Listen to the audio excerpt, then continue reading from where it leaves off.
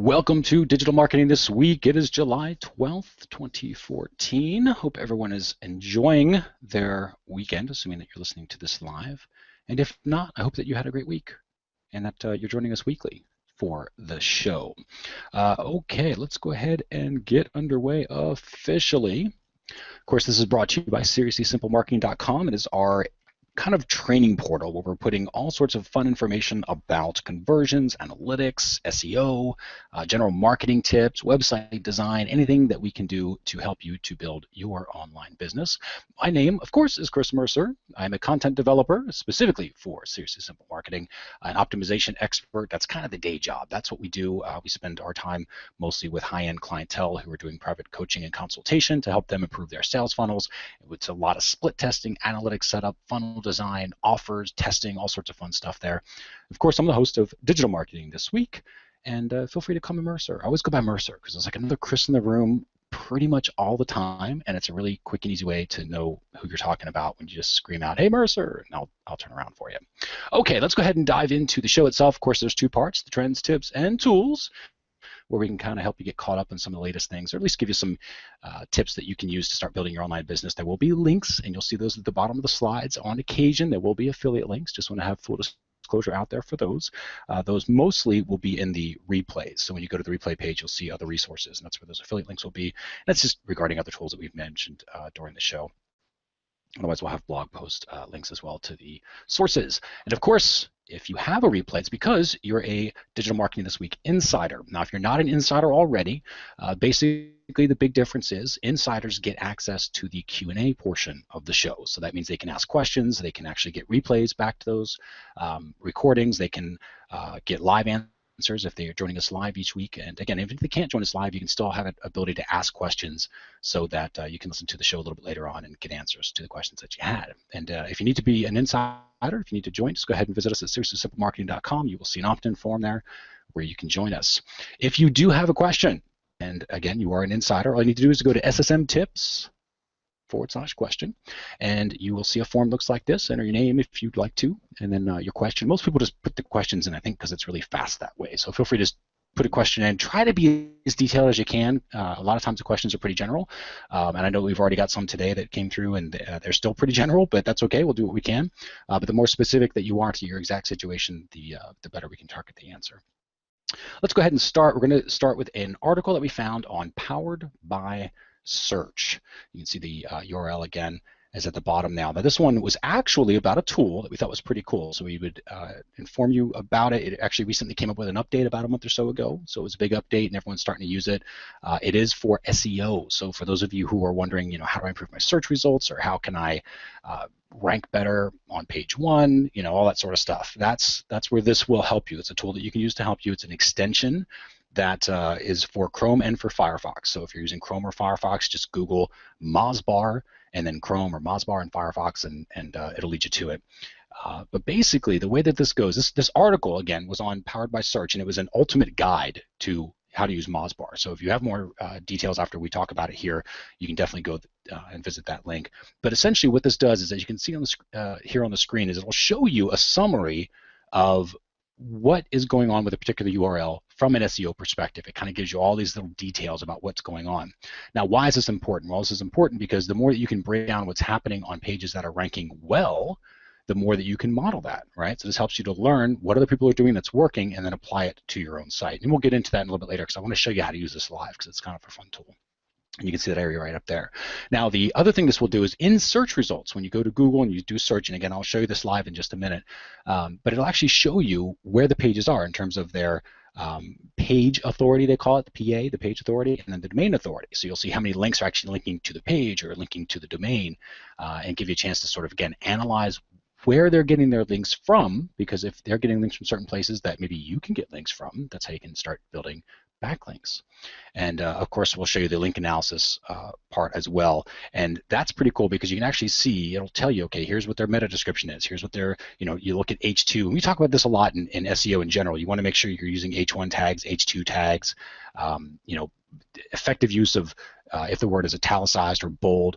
And you can see that this particular plugin will go through, or should I say extension, this particular extension will go through and pull out those details from your particular URL that you're looking at, right? So whether it's somebody else's URL or your own, and you can see how it stacks up. Now remember, if this little extension can do that, Google is most assuredly doing that. And for those who don't know, Moz, which is Moz.com, they used to be SEO Moz, but Moz is actually, when it comes to authority, there almost is no one better than Moz. Moz does a lot of SEO tools. They are SEO experts. They've been around forever. They know SEO inside and out. And so if they're spending their resources to develop an extension that pulls this data, it's important to have from an SEO perspective. Okay, so let's go ahead and go live, and I'll show you exactly how to use this. Give me a second to sort of flip screens. Okay, so now we're at Google, and first I'm going to show you, you can see the extension is actually up here in the upper right corner of my screen, a little extension there. It's currently turned off, but I'm just going to do, let's see, how to, you know what, there you go. How I Met Your Mother. I'm sure this will pull up the TV show. Okay, so there's first extension on how. So there's How I Met Your Mother, there's our Google results, okay? So now what we're going to do is I'm going to turn on this extension. You can see it's blue now, and you can see different stuff popped up here, okay? So now you've got these little bars underneath that show the number of page likes. It shows the page authority for that particular page. It shows the domain authority for that particular domain. And you can see how they're building into it. Now what I'm going to do is let's make this a little more online business oriented. So let's do something easy like how to make money online. Okay, so there's our how to make money online search, and you can see these different sites. Okay, so there's WikiHow, Go.com, About.com, so a lot of HowStuffWorks.com. This is a lot of the ones you would assume are going to make the rankings, but let's go back and see. So we've got different links. So let's go through, I'm going to do how to make money online without spending time. So this is an entrepreneurs.about.com. Okay, you can see page authority is 72, domain is at 90, so the domain authority is at 90. And there's two different ways I'm going to do this. I'm actually going to click on the link analysis. This is straight from the Google search, and this is because we're using this extension that we can do this. Otherwise, it won't show. So you have to install the extension first. But you'll go through here, and you can see now I'm using a free version of this extension, right? So this is all free. You can actually upgrade to this Moz Pro program if you're very, very serious about your SEO or you're an SEO business. It's probably something you want to look at, probably something you already have if you are a professional. But if you're just starting out and you're trying to learn a little bit more about your blog, and for our cases, like we're not doing SEO for any other businesses. We're just kind of not dabbling per se, but we are from an SEO perspective, like it's one of our many, many tools, but we're focused on PPC traffic, right? We're focused on buying traffic. The SEO is a nice benefit. We want to make sure that we're doing that to the best of our abilities. And right now, the free version is perfect for us. So this definitely isn't something that says you have to go buy the pro version. But you can see here, so here are some pages. There's 50 different inbound links, 145 domains. Here's the different pages. And it'll tell you, okay, so all of these different links, what do you notice here? I notice that there's a lot of interlinking happening. So entrepreneurs.about.com, which is the main domain, a lot of the links to this particular URL, because that's what this is analyzing, this article, a lot of them are all from other places within entrepreneursabout.com. So there's a lot of interlinking, and this is because they're pulling in their domain ranks so highly already that they're able to do that. But you can also see there's IPL information you can trust, probably another directory out there that's linking into them. So you can see if maybe, if IPL happens to be something you can get a link from, emailing those people or trying to figure out if there's a way you can submit your article to get a backlink to your domain, because obviously it's working, right? You've got these places that are dropping links. There's a reason they're doing that, and it's working.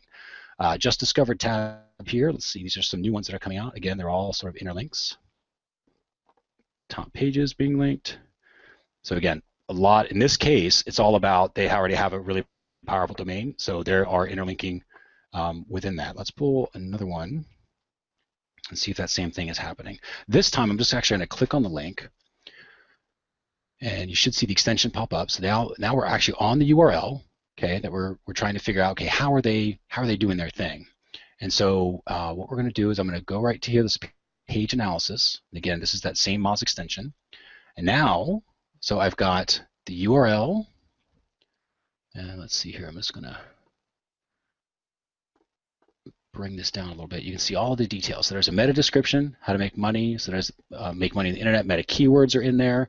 H1 tags, make money. H2 tags. Let's see, they don't have any make money on H2 tags. which is interesting. So it doesn't mean you have to have it at a time. So they didn't have any bold or italicized words, but there could have been an opportunity for them to rank even higher if they do that. And let's jump into the content here. Sorry, general attributes. Okay, so then these are just some details from an SEO perspective to see how fast a page loads. That's an important thing that you want to take a look at. Again, don't freak out if your page is a little slow, but it is something to be aware of. And you can see here it loads in 5 seconds. So those people who say, oh, you have to have your page load in 2 seconds and you have to spend every waking hour worrying about how to get your page to load in 2 seconds, this page loads in 5 seconds and it's ranking on page 1 in Google. So page load speed definitely matters. Not something to freak out about. Not really. At least not in terms of priority. It'd be better for you to spend your time on your on-page elements and make sure that you've got the keywords in the right spaces. Inbound links, again, you can see the number of links that are coming in. And then HTTP status. So this is just telling us if it's from a trusted site, basically. So if everything's working fine there, and for the most part, you will be fine there too. You don't really worry about that. This is interesting, this little markup section. So there's authorship and schemas that you can be a part of, and I realize that may be complicated for some of you, but for those who are familiar, there's something called Google Authorship where you link your account into Google Plus, and it proves that you're the author of the content. It's a signal to tell Google that it's an actual original piece of content, and it's not something that's been created from somebody in the Philippines who's spinning out 3,000 articles a day, or an article spinner, the robot type articles, that sort of stuff. Authorship would have helped if they had linked their site to Google. It would help, but the chances are this probably is just done by a ghostwriter of some sort. Schema.org is actually something where you can do, if you've ever gone to Google search results. In fact, let me do this. I'm going to do digital marketing this week. We'll do a search for that. And you can see here, I'm going to turn off this extension really quickly just so you can kind of get an idea of what the Google search result looks like. So you see these little videos that are showing? So this is our post, right? These little videos that show are because we are using schema markup. And that's because we're just using a plugin that Yoast made. So there's the WordPress SEO plugin, and then there's another one he sells. It's a video SEO plugin that sort of attaches onto that. So the WordPress plugin, we're using the free version for just the WordPress SEO. The video one is like an additional thing you can buy. I think it was like $100 or something. I can't remember offhand, but it was relatively cheap. And it will automatically do the schema for you so that when you have a video on your page, you can rank for it. You can see that down here. So these first ones that are ranking are actually the ones on YouTube. These ones down here are the ones that are actually on our website. So these are the ones where that plugin is doing its work. So all of them are on page 1. But let's be honest, it's not hard to rank for digital marketing this week since somebody else is really going after that term. But that's not our overall goal. Our goal is to keep ranking for terms like this until we own something that's like digital marketing and then week or something like that, or at least moving up until we start showing those results. And that's going to take a while because SEO is a long-term game. It's definitely a marathon, not a sprint. But you can see we're starting to make a little bit of progress. We're at least being ranked by Google. That's something. Okay. Let's go ahead and jump back. And of course, if you have questions on anything that we covered, and I realize we kind of hit a little bit of everything, just ssm.tips/question, go in there, ask away, and be as specific as you can, and we'll get you some answers. Okay, next up, Kissmetrics. So Kissmetrics did covered, I should say, an infographic where they basically said, okay, here are 10 different ways to convert customers using psychological tricks. Okay, so this is some psychology, and I thought this is kind of cool, so we're going to chop this up and go over it. The first one here, helping customers break through action paralysis. So people do not like making a decision because decisions have consequences, right? Good or bad, and there's that risk. There's always risk when you make a decision. So in nature, people just don't want to do that. They want to make it so that there's very low risk and that it's really not a decision. It's just an of course I should do this, right? So you're turning it from a should I do this or not to a, of course I should do this. So one way to do that is by setting minimum standards. And they use this example. Robert Cialdini talks about it. I believe this was in his book, Influence, but basically setting a standard that says, okay, minimum, instead of just, hey, here's a donation, it's minimum donation or suggested donation $5, something like that. Make it easier for people to make a decision, or reduce the friction that's required to think is another way to sort of say this.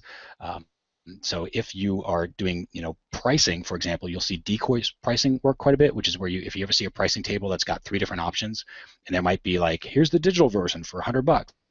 Here's the physical version for, actually it would be something like, here's the physical version for, $100. Here's the digital and the physical version for $100. Here's the digital version for, $80. And it's, of course, they're really going after, digital and physical. They want you to get both or something like that. But they'll do a decoy offer where it's sort of a no-brainer. Like, well, of course I would want to get more value for the same price. So that's sort of how that stuff can work.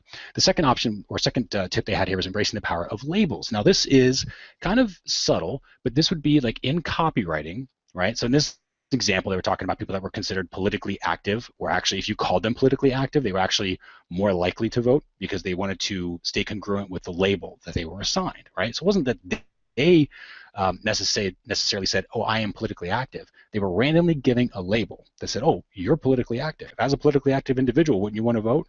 And something like that. It wasn't something where, again, it was subtle. So, for example, you could say, as a let me just think here. So let's talk about bicycles, right? You're trying to sell bikes. So as an avid, as somebody who's into fitness, right? You could say something like that. As an avid bicyclist, or as a new bicyclist, something like that. But you're giving them a label in the copy. So when they're reading it, they're automatically associating to be that individual, and that individual would be interested in purchasing your new helmet or the guide to bicycling trails that you just created, or whatever it is.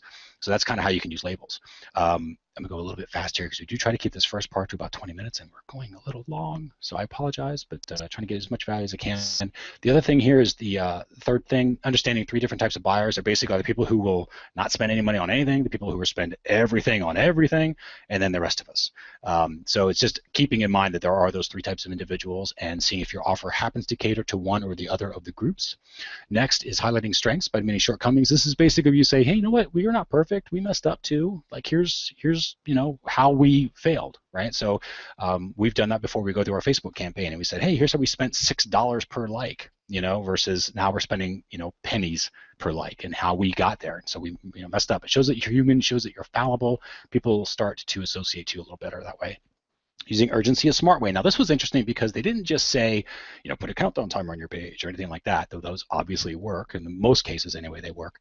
But they did the urgency with follow-up. So it was kind of like, okay, so you got 12 hours to visit the page. You could do a retargeting campaign on Facebook for people that visit the page and you know that they've seen this countdown timer, right? And so let's say the countdown timer starts at 24 hours. You could then do a retargeting campaign just to those people, like on Facebook, that says, hey, you've only got hours left. And then take advantage, the time's running out, something like that. But there's a follow-up message that reinforces the initial urgency that was set up. So that was kind of an interesting technique. This one was kind of cool. This was basically keep people from thinking again. But from a marketing perspective, the more people that are spending time in the processing portion of the buying decision, the less likely they are to buy. Because they just get complicated and other stuff. There's all these different variables that are popping around in their head. You're less likely to get action. But if you make it sort of this quote unquote no-brainer, but if you make it a no-brainer decision, right, where they can come through and say, okay, well, this just makes sense. I should totally do this. Why would I not do this? This is this. Of course I would do this. People will reward me for doing this. That's as close as you want to get. So you've got to get to instant gratification as fast as possible. So here's the problem. Here's how we can solve the problem. They go, of course, that's what I want. I'm in pain. I want to be out of pain. Your product or service can help me. But if you walk through them a complicated process where they have to think through things, they are less likely to buy. Make an enemy. Now this is basically like picking sides, right? So it's not really going after somebody making an enemy, but picking sides. So you can see in the second paragraph where they talk about this is only for athletes, or we're a craft beer, we're not this wimpy light beer that your dad used to drink, that sort of stuff. But you're picking sides and you're standing for something. That's also what number 8 is. It's kind of the opposite side of that. So craft brew, you could stand for something. This could be company values, where you're saying, hey, we make a better brew, we've got higher quality ingredients, we stand for that. Or it could be something like what Tom Shoes does, where they give out shoes for every shoes purchased, they give another pair away, something like that. But you've got this ability to stand for something, and people can unite behind you for something and at the same time against something, which kind of unites both sides. Number 9 is devil's advocate. This is where you're going through maybe doing FAQ section on your page, and you are basically calling out the objections that people are probably thinking anyway. Like, hey, isn't this really expensive? Well, as a matter of fact, it is, but here's why it's worth it. And you have that conversation with them. You play devil's advocate onto why the offer isn't any good, and chances are, as you're going through that, they are dismissing those objections as you are when you're going through the FAQs. And then number 10 is keeping them on their toes. This is basically keeping them surprised and active. Now, this is dangerous to some extent, and here's why. If you are doing something that's unexpected that freaks them out, That's not good. What we're talking about here is like unexpected bonus that immediately fills them with dopamine, right? Where the hormones start going off and all these little pleasure chemicals start firing off in the brain. For example, unannounced bonuses. So if you buy something and it's like, here's this great offer, it's normally $97, and it's got this, this, and this in a video course series, and it's only $7, and you're like, wow, $7, that's a great deal, it's a no-brainer, I can totally use this. You go and you buy your offer for $7, and then you actually get an additional bonus. Not a additional bonus and you can pay the rest to unlock it or anything like that, but just, hey, listen, I also wanted to give you this. Thanks again. I added this later. I didn't have a chance to put it on the sales page, but here's this additional bonus video I wanted to give you, a quick little head start on whatever. And it just automatically gives them like, wow, not only did I buy and get what I expected to get, I got more than what I expected to get. And it's a really fun way to improve and instantly brand yourself improve your own brand and then obviously brand yourself in a positive way with your audience. Finally, let's go over Preneur Marketing. It's one of my favorite blogs. A guy named Pete Williams. He's very, very systems oriented, and I love his stuff. He does a lot of outsourcing, and again, systems guy. So he's always got a formula for everything, which is something that appeals to me. So there was a guest post that they had on here, and it was basically 3 ways to double website conversion, right? So this is all about improving your website conversion. Some of this we've talked about before, but it's always worth repeating because people do it all the time, right? And so one of the first things you want to do is minimize the leaks to your funnel. So for example, you're trying to get opt-in rates, okay? So let's say we're trying to get opt-in rates.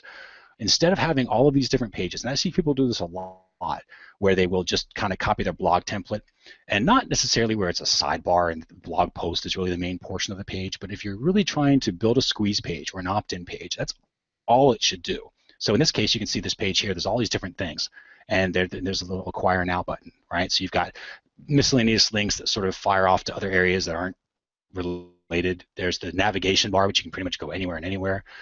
There's the general navigation bars on top of that. So there's actually 2 different navigation bars. So there's all these different things that you can do except for hitting that little Inquire Now button, which you probably don't even see. However, if you take it and move it into something like this, where it's like, okay, this is a squeeze page, and you've got the information that's just about filling out the details. That's pretty much the only thing that you can do here. So one thing that they did to help with that, in addition to keeping the focus, is building trust. And you can see they used logos. So this could be like sharing logos, testimonials. Now things on shares, I have it's something you need to test because it is very, I'm going to go back to this other slide here. It is very simple to test Facebook likes, shares, tweets, all that sort of stuff. Now on the one hand, it shows, yes, everybody likes this, right? But do people really like opting in for stuff? Like, do you really want to say like, oh, you should opt in for this? Like, very rarely is something that good that people really want to share it when it comes to an opt-in, right? Or a sales page or something like that. So you can show that there's still people talking about you and doing social by combining these 2 things, which is basically going to Facebook and saying, hey, could you guys leave me a testimonial? In fact, we're going to end up doing this with DMTW. We haven't yet because we're just starting out and building the audience. But as we get more and more of an audience out, we're going to be going through and saying, hey, tell us what your one idea was. What did you really like about this episode? What can we do to improve? What was good, bad, and ugly, right? And just getting people having this conversation will do 2 things. One is obviously it gets conversation. People start sharing about us and talking about us. But more importantly, we can use these snippets and we can actually just copy them out.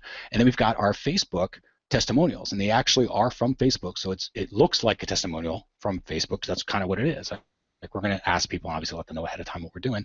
But the whole point of it is you're showing that people are talking about you on Facebook and they're saying good things. So it doesn't really matter if it's 1 billion people doing it or just the fact that you see that picture and it actually happened and it's a Facebook something that somebody can go and look at on your page. Like, that shows instantly people are talking about you in other places and they're saying nice things. That helps build trust. You can see here, this was a cool idea. Now, we use SlideShares a lot, and we have them all different blog posts. We have a SlideShare, but what they do is they actually create a SlideShare because they sell these different templates that people can use. And so what they did is they basically created a SlideShare that's a snapshot of their service and what it includes. So you could do this if you do an ebook, for example, and you could snapshot portions of your ebook, or maybe it's a video series, you could snapshot portions of your video, and they put that on SlideShare because it's like a way for them to say, well, here, it's a whole other source of traffic, because people on SlideShare all the time that are totally different that would never hit your blog. But you can actually go through and you can preview, so it's a way to build trust because they're having a chance to sort of try before they buy. Even though it's not the real thing, they're actually able to see like, oh, here's this, here's that, here's this. It's like a little mini sales pitch, and it gives them control, which is kind of cool. So it was an idea that we hadn't thought about that I thought was, well, oh, that's pretty cool. We should take a look at that. The also thing you want to do, and this is actually the third thing, it should not be number 2, it should be number 3. It should be make it easy to take action. Now, in this case, they built the form, so it's got this contrast to it, right? So it's this little encapsulated form. It's obvious that's where your eye's supposed to go. They also did directional cues. So in this case, on that blog page, they had his face looking toward the form because people naturally look to where people are looking. And this is important because a lot of stock photo images, they look and they smile directly at the camera, which is kind of useless. What they should be doing is smiling, looking down or up or to the right or left. That will guide the eye of the viewer that's on the page to wherever they're looking at. And ideally, that's your offer or your buy button or something like that. You can also see, of course, they use the arrow that said, hey, go over here, look here. And then in the added, or in the the form, in the form itself, they use this high contrast button. So it's very simple to know where to click. You can improve that by actually saying click here, putting a little text link underneath it that says download template in this case. You could put a little mouse pointer underneath it as a graphic, change the button. There's different things you can get for people to click. And in this case, it was download template was the call to action. You could play with different calls to action as well to make it easier to actually get action. But there are 3 different ways that you can use to go ahead and improve conversion on your own site. And with that, we're slightly over just by a few minutes, but thanks again for joining us for Digital Marketing this week. We're about to move into the Insiders portion, our Q&A. So if you are not an insider and want to join us for that next time, just visit us at SeriousySimpleMarketing.com. And of course, if you want to share it with other people, there are some buttons there on that page where you can share us on Google, LinkedIn. Actually, I don't think LinkedIn, but Google, Twitter, and Facebook, of course. So that about does it for this week. Again, thank you so much for your time and energy. Enjoy the rest of your week. We will talk to you next week for Digital Marketing This Week.